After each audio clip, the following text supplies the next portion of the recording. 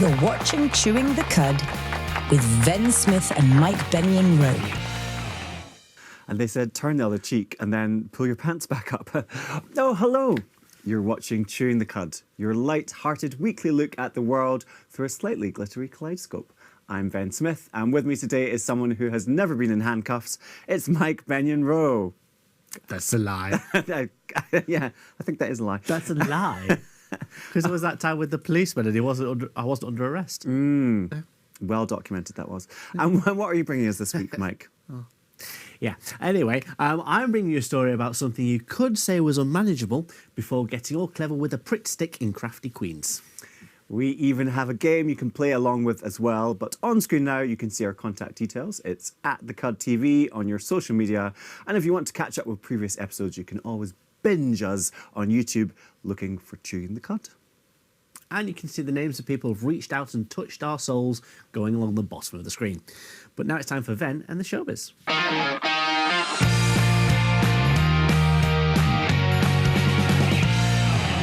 All right, showbiz time. Are you ready? We're starting off with a bit of a daytime telly classic. Oh. Is it Lorraine? Oh, no. Hi, I'm Lorraine, and that's great. That's very, very good, Lorraine. Thank you. Impression there, well done. Awful Scottish accent, but great Lorraine impression. It's Loose Woman, which I Okay. think comes a little bit later on in the morning schedule. Is that right? I think so. Lunchtime-ish? It's been a long time since I watched daytime Yeah, TV. yeah, you know, when you're ill at home, just watch it. I'm either asleep or at work at that kind of time of the Yeah. day. There's not an in-between. Well, you know, I mean, it is still going strong, I believe. Bit of an institution. So there's always like a rotating panel of people on it. And so... I thought you said irritating panel. Like Janet Street Porter, yeah. rotating. Yeah. Well, but maybe they're going to change the panel slightly. Linda Robson, who's being a long-standing panellist. Linda off of Birds of a Feather. Yeah. What'll I do? Exactly. Yeah. Who's been on the show for quite a while. So they were at a recent event. They were chatting about how the show kind of embraces everybody, and the discussion came up about adding a trans panelist to the show. And Linda said that this would be fantastic. And Loose Women has had a history of featuring a diverse range of voices, but I think even more diversity is probably a good thing in this case. And yeah, I think, you know, doing something like that, which is a very well-known show, well, there's Linda, would be a great place for, just sharing more different voices and kind of having that visibility for transgender individuals, particularly now in the world that's we're currently in. Is it tough right now for people in the world right now? A little bit. Yeah, We tad. Yeah. But yeah, do you think that's is that a good thing? I'd love to see it. Yeah. And what I'd also like them to have is J.K. Rowling on at the same time. Ooh, right, Just yeah. have fun. Just battle it out. Yeah, let's go. Lunchtime TV. Exactly. I think that'd be good ratings. I reckon so. Yeah. Give some good ratings, yeah. And, you know, J.K. Rowling's not got much on at the minute Yeah, exactly. because she stopped talking about a teenage boy playing with his wand. Yeah. I mean, actually, I just think that's a terrible idea. Don't think they should invite JK. It's the thought of it now. Yeah. But yes, but hopefully that all happens. Speaking of other shows that are with LGBTQ plus inclusion, there is a new Australian gay drama series on the horizon. This is called... Sorry, Australian gay drama. Australian gay drama. I'm thinking Neighbours with more dick. That is the tagline, actually. Is it? It's like Neighbours, but with more dick. Yeah, exactly. It's called it's called Invisible Boys, and it's around about. Oh, is Neighbours still going? I think they're trying to bring it back because it stopped, and I think they're trying to bring it back. But I've got the Neighbours theme tune, but instead of Neighbours, it's saying something slightly offensive. Can you sing a little bit of that for us? Well, it's me singing, so no. The lawyers have literally just sat up in the corner going, no, you can't sing, no. It's an absolute side tangent on this.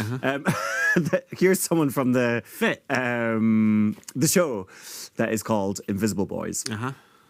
So it's an Australian TV series that has garnered critical acclaim for its authentic portrayal of LGBTQ plus themes. And It is based around the 2017 same-sex marriage vote in Australia. Okay. But yeah, good to see some other shows, different places. Where were you when same-sex marriage came in this country of England? So I was at home or at work. That's probably one of the two places I was. I know when civil partnerships came in, I was really lucky because one of my mums phoned me up and went, "We're going to do it." And so the day that it came in, they were the second people in their area to go for a civil partnership. And considering they've been together for so long, it was quite a nice little day. And they were wearing matching suits. And it was all very queer joy. Yeah. But that was a couple of years ago now. Yeah, a few years ago now. Yeah. Actually, I was 4 when that happened. Yeah. So long ago I'm now. still very, very young. You are still very young. Yes, it wasn't 20 years ago at all.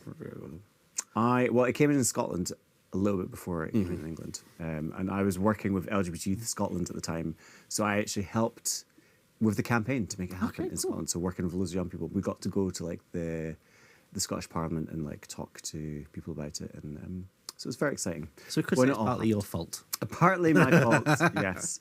I'm still waiting for somebody to ask me to marry them. I'm not even talking to a person, just anybody. Anybody. There's not somebody waiting at home. Just anybody, really. Yeah.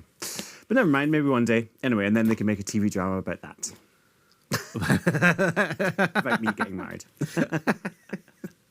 Okay, our final bit of showbiz. Are you ready? Yes, I am. This is for a film. It's called On Swift Horses and is featuring Taylor Swift. It's Taylor Swift epic. Yeah. No, it's not. It is about a love triangle. Ooh. Which doesn't involve Taylor Swift. It involves Jacob Elordi, who was in what's the film with the bath? Yeah, that You one. said that name, and I'm there going, I'm drinking the bathwater. So in this film, I don't think there's any baths, but we never know. Is his grave being shagged? Oh yeah, I forgot about that bit. I don't know, but there is definitely a queer undertone in this film as well. I mean, actually, less of an undertone, more like it's in the film. So undertone, more of a facial. let me give you the overview. So the story centers on a love triangle involving newlyweds Muriel, which is Daisy Edgar Jones, her husband Lee Will Poulter, and then Jacob, who's the brother of Julius. Julius embarks on a clandestine affair with Henry, Diego Calva, a charismatic gambler he meets in Las Vegas. So I think there's a lot of like love torn people in different places. It's set in the 1950s, sort of forbidden love going on in various different directions. I was reading up a little bit more about it as well, and I think also Muriel also then engages in some same-sex loving as well. So yeah, kind of a bit of a portrayal of LGBTQ plus relationships in a historical setting and their relevance today. Well, the 2017 thing is a historical setting. That is a historical setting. Just saying, you know. Yeah. It's just more recent history. Last week was a historical setting. Exactly. Technically a period drama. What if you had to be in a LGBTQ series in a historical setting, what year would you like to be in? Which decade? 1920s Berlin. Ooh, okay. Very specific. Because that's when the El Dorado was up and running, right? And it was the most liberal part of German history. It's even more liberal than it is now. Yeah. And it's a pretty liberal place now. And exactly. So it's the most liberal part of Germany and the most liberal club. Yeah. Even more liberal than the Kit Kat Club. Even more liberal than the Kit Kat Club. Yeah. They had gender recognition of how you presented while you were there. And so like the first transgender clinic, the professor there was in there with his patients and stuff, and so they used it as a way of normalising everything. It's very, very massive. That was an ideal answer, I'd say. That is a very good time. Is there a series or a program about this? There is, if you watch Netflix, there's a thing about the last night at the El Dorado, which is about an hour and a half long. It tells you about the history and what was going on at the time and why it stopped in Germany in the 1930s. Okay. Yes. But also some links to some of the the upper echelons of the political establishment that were known to frequent that particular establishment. So it's a good watch. But And that, I feel like that is a 12-part series. I think they should. They could do a full, rather than a documentary, a full epic Absolutely. drama on it. And you can be starring role. I'd just be in the background. That is a starring role too, so that's fine. Lovely. Well, on that note, and that image in our heads, that's all from the showbiz this week. See the credits in my head of GIMP number 4. But yeah, thanks for that, Ben. You're very welcome, Mike. Stay right there, as coming up after the short break, we get up to date in all sorts of things as it's Mike in the Buzz.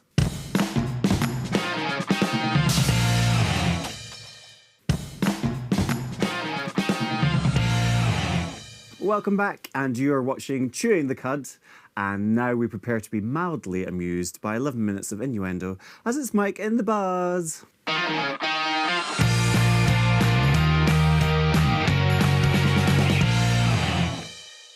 Amused in 11 minutes. Okay, we'll try.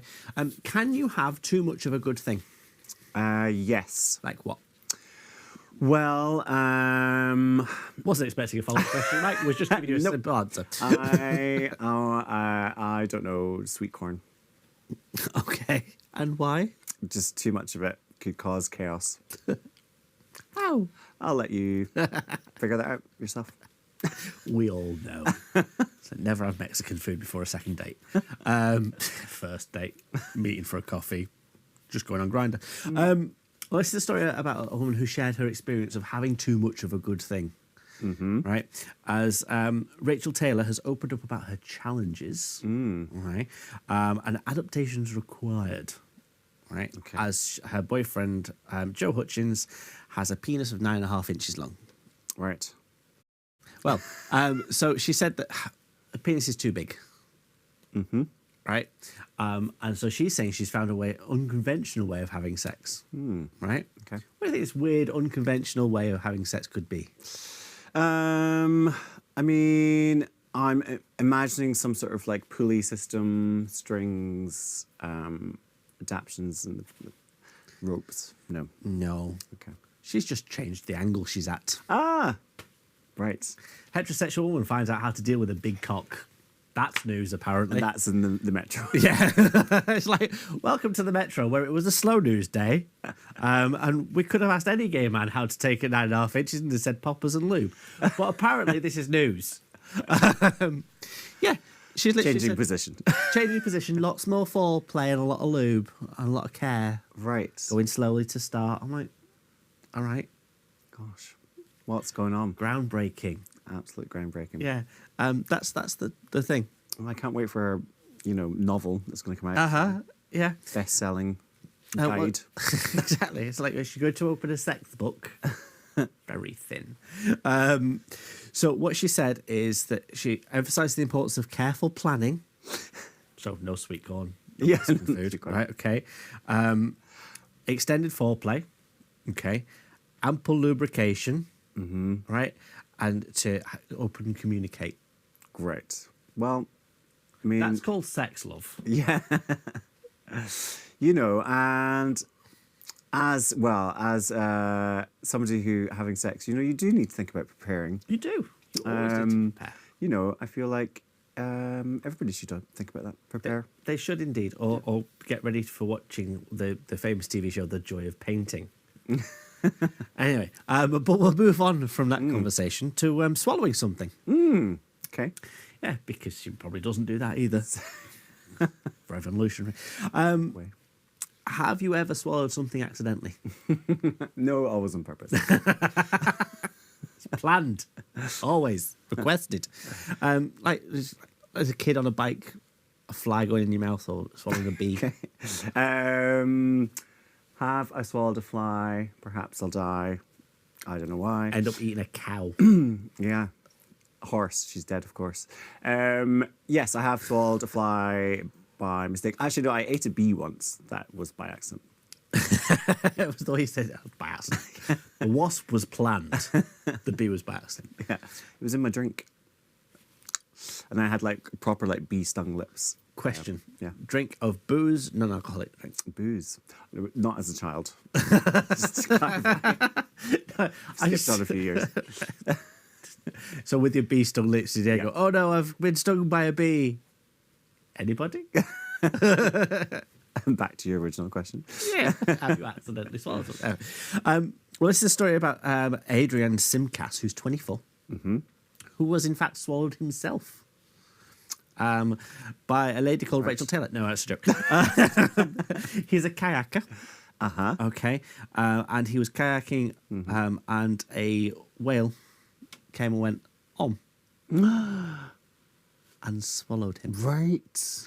Yeah. It's not often that they do this. No. So while he was kayaking with his father, Dell, it's like Del. kayaking with a computer, you know. Or Del Boy. Exactly. He was accidentally pulled under by the whale, right? And then basically the whale went, right?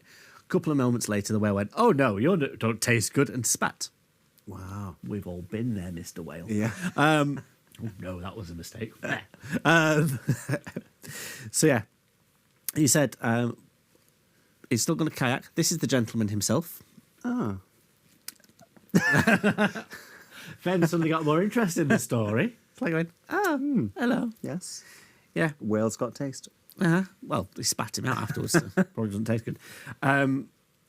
So he's basically saying, I'm still going to kayak. I'm still going to do it in the same place. The whale was just being a whale. It didn't mean any harm. It realised I wasn't supposed to be eaten. Spat me out. Yeah, he's still All's good. alive. Yeah. That's a good story. And Exactly. a nice poncho. Knitted. A knitted or crocheted poncho. Crochet poncho. From a gift from the whale. Yes. Sorry it didn't work out, but Sorry, I spat. I shouldn't have spat. See, let's be friends. is it going to be that is the whale making that noise afterwards? Probably a lower tone of that. Whoa, whoa, whoa, whoa. Oh, you speak whale. Yes, yeah. A little bit, yeah. Comes in useful. It does. Yeah. Cool. And if you've accidentally been swallowed by a big beast, why not share that with us? We are at the Cud TV on social media. I know it's a mammal technically, but that brings us nicely to our story of the week. Now, we have talked about the perils of a penis that's too large. Yes. And how heterosexual women don't know what douching is. Wiping your bottom. I'm just going to go straight in. Right, yeah. Yeah, well, with consent. Do you have a preferred way of wiping your bottom? Oh, is this going to be like a back to front situation? Yeah, back to front, front to back, side to side. Round and round. I like to spin on a toilet roll back. I mean, I don't know how to answer this question without showing you. I'm not going to do that on television again. Front to back or back? Front Front to back. to back. I think. Sack to crack. Yeah, I think so. Okay. Yeah. Well, that's wrong. You shouldn't do that, Ben. It's bad. Naughty, Ben. Wrong. Oh, very naughty. This is a story from Dr. Evan Goldstein, okay, who said you shouldn't wipe either direction. Right. You shouldn't wipe at all. You should dab. Oh, dabbing. You should dab it, Right. and with a dry piece of tissue, not a wet wipe. Right. Okay, and he said because around the backside, apparently there's very sensitive tissue. Nobody knew this, but it doesn't move properly, so it doesn't stretch and contract. Right. It's wrinkled. Right. So when you do that, it actually encourages tearing. So you should dab. Just dab. Just dab gently. Yeah. Or get a bidet. A bidet. He did say bidet is best. Bidet. Bidet. You can use, of course, a shower. But you might as well just douche while you're there at that point. Right, yeah. Leg up on the bath. It's like, well, I mean, I guess if you're at home, that's fine. But, you know, if you're out in public. out in public. Exactly. Well, a little while ago, I went on holiday to Turkey, and they have built-in bidets in the toilet, which I thought was brilliant. You sat in the toilet and you just turn a tap, and it just don't even need to move. Yeah. Right. I wasn't expecting it to actually be that. I'm like, what's this do? Oh, that's what that does. Exactly. It's like, oh, not pleasant. But yeah, he said, yeah, a gentle blotting. A gentle blotting. Gentle blotting, which I think should be the name of my autobiography. Like Monroe, a gentle blotting. Sounds like a new interior design technique. We've had rag rolling, and now we're doing a gentle blotting. Only in brown tones. Yeah. He's also expressed that wet wipes encourage chafing, so you shouldn't use wet wipes. Right. Okay. And of course, they've got environmental issues behind them as well. Indeed. So yeah. Well, so we should all get a little Turkish toilet attachment. Turkish? Oh, it's not an attachment. It's built into the toilet. Built a Turkish toilet then. Yeah. All should get. Should Turkish always all have those. It's a brilliant idea. Okay. Lots of plumbing though. Yeah. Bad for your water. Did you bring one back when you were visiting Turkey? No. No. Didn't have that much luggage. Getting duty free in my ear like that wasn't fags and booze. We all know what's in my duty free. A massive Toblerone, 400 fags, 200 fags, and 1 litre of spirits or wine. Yeah. But that's all from the buzz this week. Well, thank you very much for all of that buzz. I will definitely do a light blotting. No, you won't. I pop to Louis, and I'll think of you when I blot. Don't know what to say about that, but don't go anywhere, because coming up after this, we have a game for you to play with in our Game of the Week.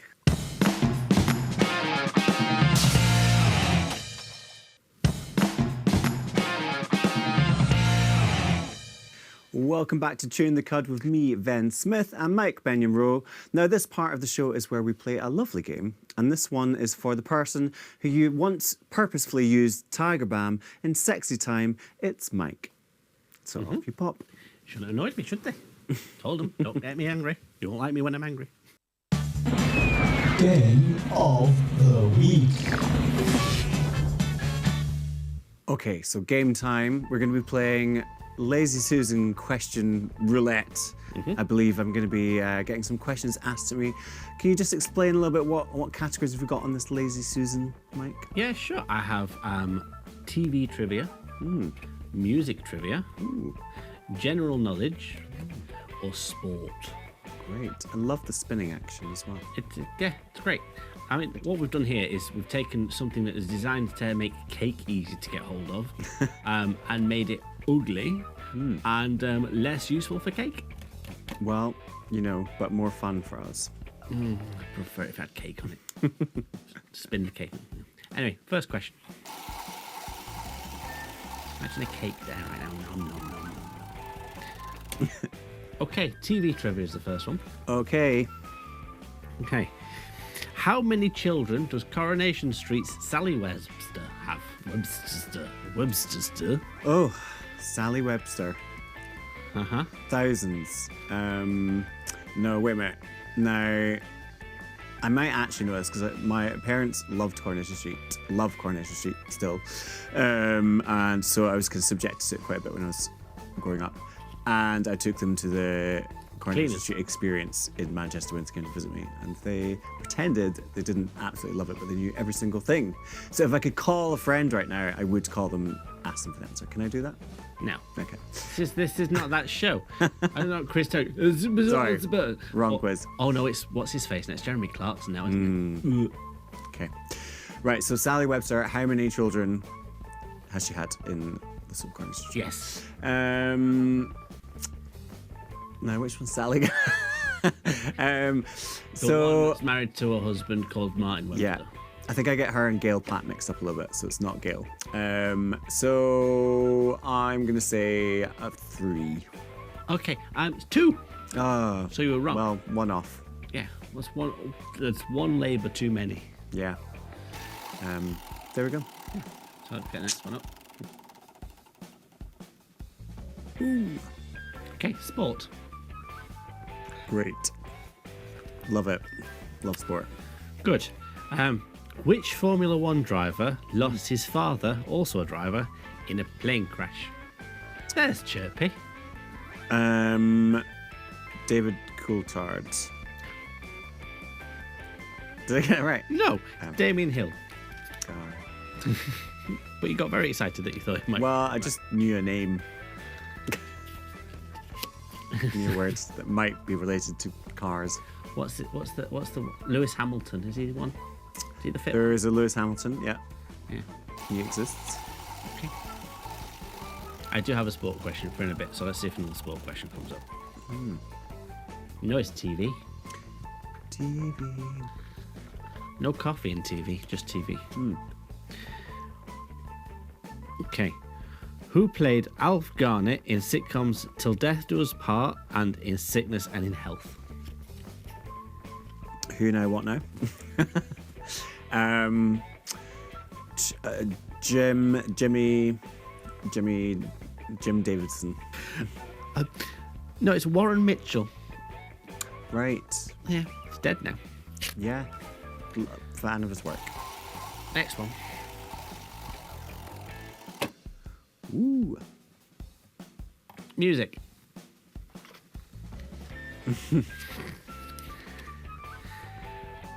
Okay. Who had a hit with the theme tune from TV drama Minder? He wrote the theme tune, sang the theme tune. Is the theme tune? Who had a hit with it? Uh-huh. Phil Collins. I don't really know what Minder is. Sorry. Dennis Waterman. Right. Did you ever watch Little Britain when it was on? I have watched Little Britain. I write the theme tune, sing the theme tune. Yeah. Yeah, that's what. Yeah. Do do be do.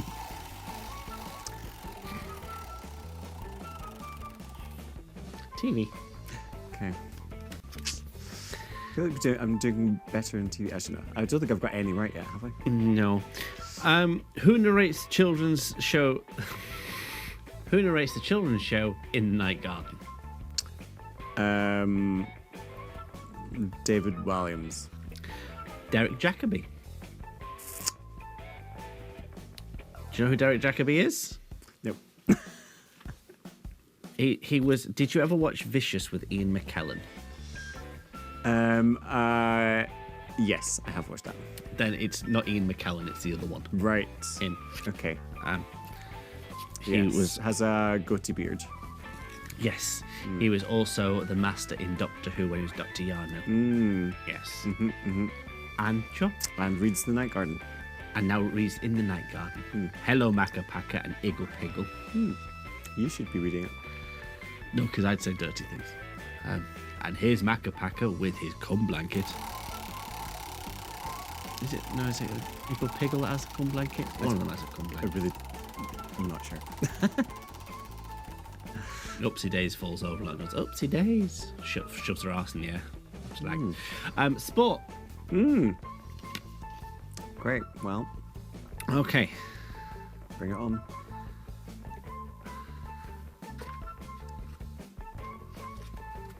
So you just change the question. What animal is also you? What word for an animal is also used for a piece of sporting equipment that's 3 letters, begins in a B? Is it a bat? It is, because there's no way you're going to understand that legendary darts commentator is a Cambridge graduate as well. No, I would not. No. Thank you That's okay. for allowing me to get one correct. You got a sport question right. I know. Look at me. I know. So sporty. Sporty Maths. spice. Grr. General knowledge. Because it landed on sport and I'm not having it. This is a sport question. Sport is not. Who was sacked as Newcastle United manager in January 2008? Why is that in general knowledge? Jose Mourinho. Mourinho. No, it's Sam Allardyce. But your actual question, because this is actual general knowledge, is when did the Falklands War end? Was it 1981, 1982, or 1983? 81. No, 82. Sorry. And what was the reason for the Falklands War? The UK. The UK being the UK. Margaret Thatcher wanted some positive spin on her premiership. Music. What was Thatcher's favourite pop song? Yes.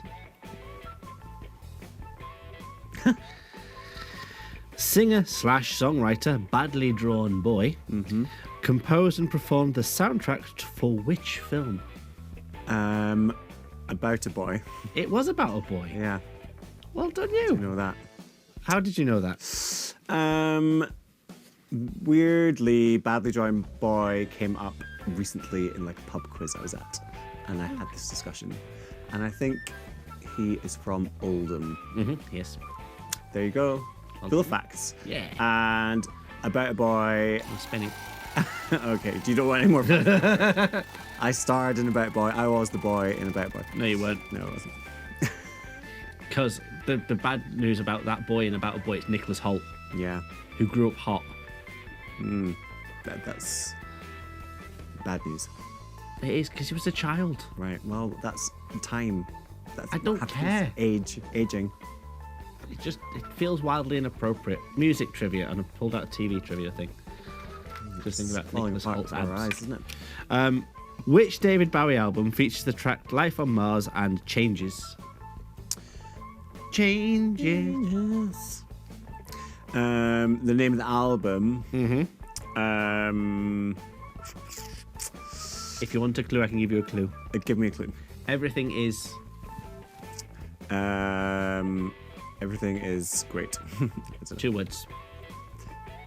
Everything is okay now.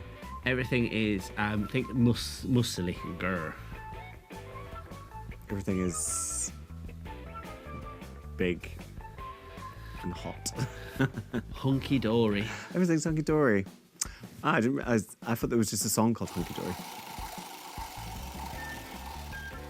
Okay. General knowledge. We're going to see if this works. In which country was homeware store IKEA founded? Founded in. Well, I'm going to say Denmark. I mean, I want to say Sweden, but I feel it was like a trick. So what do you think it is? Well, either of those 2 answers. Try again without saying the word Denmark. Sweden. Sweden, that's the one! Yeah, well done! Well, I think I was very successful in that, but No. it's probably enough of that now. So coming up after this short break, we get our craft on in Crafty Queens.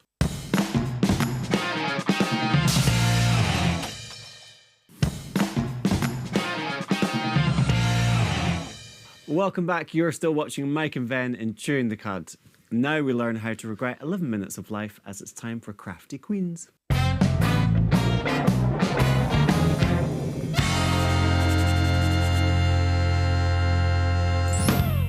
So, I have given you 3, I'm going to say the word ingredients, 3 things. Okay. And with these 3 things, we're going to create something that's going to, keep it safe for minutes. Great. Okay. So, first of all, you want to just take 1 sheet of paper. 1 sheet of paper. Okay. Okay. And this is A4 paper. A4 paper. A4 paper. And you want to make this into, why do we say that? A4 paper. You want to make this into a square. Okay. Now, do you know how to make a piece of A4 paper into a square? Tell me the secret. Cut a bit off to make it a square. Right. Right. So the easiest way of doing it is to gently you make the 2 edges flat like that, and then just mark the edge where you want to cut. Don't fold the paper because it'll ruin what you want to do. Okay. It doesn't have to be a perfect square. Good. But it does help if it is. But you know, perfection is the killer of something. I can't remember what the saying Perfection is the pursuit of Borg everywhere. So this gives you a little strip of paper here. Right, yes. Okay, that you want to discard. Oh, okay. Okay. Now, with your square of paper, okay, Yeah. we're going to do some intricate folding. Okay. Okay. So you want to take you want to have it in this diamondy shape. Yes. Okay, with a point, and you want to take that first point that's closest to you Yes. and pull it up to the middle of the paper. Yes. Okay, and then give it a fold. Okay. Wunderbar. The next thing you want to do is take that new flat edge, okay, and fold that up to the points that you just made. What is the point you've just made? The little... I know what you were doing, and I'm not going to partake now. And then you want to do the same thing again, so that this edge that's closest to you, up towards the edge you've just made.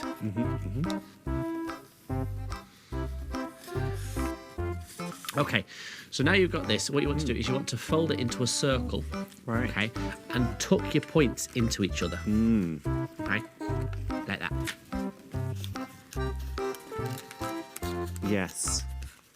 Got the points in on each other? Yes. Okay, now it's time for a little bit of your tape.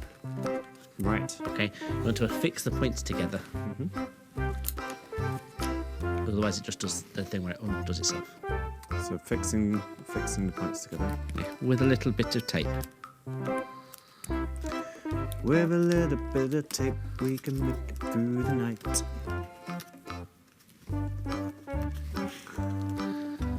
I didn't say it. What was that you were singing? With a little bit of tape, we can make it through the night. With a little bit of luck, we can make it through the night. No? Okay. Anyone? Just me? No idea what you're talking about. I don't recommend putting tape over people's faces during the night. Yeah, when the gallery talk, we tend to ignore them at this point because they are just talking filth. Gaffer tape. That's what I'm whispering in my ear. Gaffer tape. Yeah, I'm having a slight sellotape issue here. Right. Well, I mean, I'm done. Finished. Completed. Well, you're not completed. I You're am just on that step. cream. Is this it? That's not it. No, It's like a little crown. it's not, and it would be a mitre. It's not. Right. Sorry, getting ahead. You are, because I had a sellotape issue, very sticky tape issue. Right, so in on itself like that. Bit of tape. I would help, but you're in a very far away studio. I know. I'm not small, I'm far away. Right, so. Now, this needs to be as close to a circle as you can get it. So, what you need to do is just go around it and just rub it. That will break some of the tension up a little bit. Okay. Rub the circle. Rub the ring. Okay. So, we always need to make sure your ring is in view. Circular ring. Okay. So I put my fist through. You can do if you wanted to. It's a bit like a Wonder Woman Wonder Woman. Okay, so pop that to one side for a moment. Right. You want another sheet of paper. Yes. Okay. And this time you want to take the sheet of paper and fold it in half this way. Lengthways. Yes. Okay. Voila. And then open it up and then fold your flap into the fold you've just made. Right.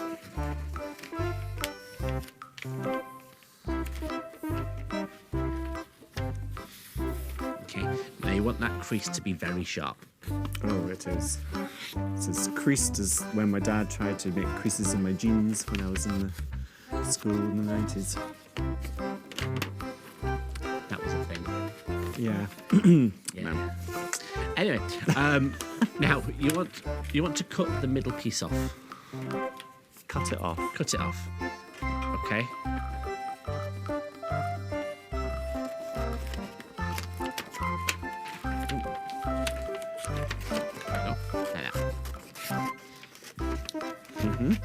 So you've now got a little flappy bit of. Folded flap. Yeah. Okay. Now, with the closed end facing towards the point of the sphere-y thing, yeah, Yes. you want to attach it like that Right. with a bit of tape. Okay. Okay.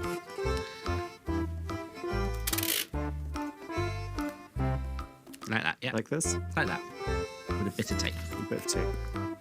Bit of tape.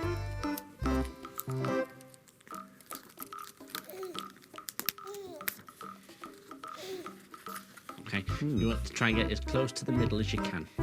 Yes. Yeah. It's middling.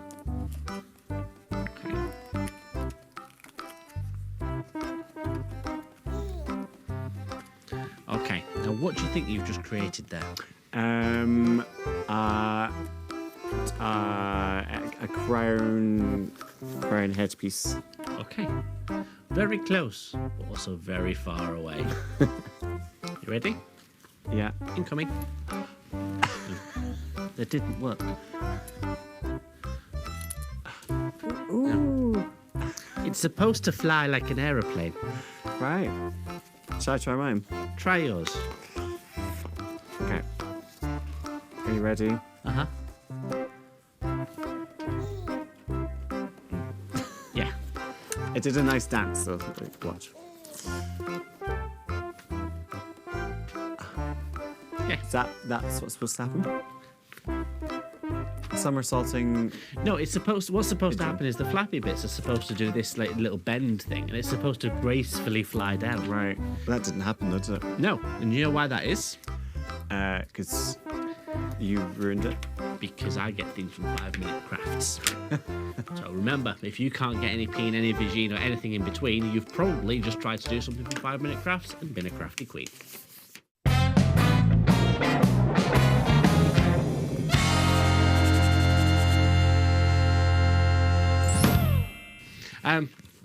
So they fly in like that, you see? You're making a hat. I do think it looks quite good as a hat, actually. Fetching.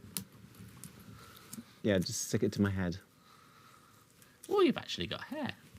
I do have a small bit of hair. That's not going to work. Sellotape doesn't work on hair. Okay. I just... Oh, actually.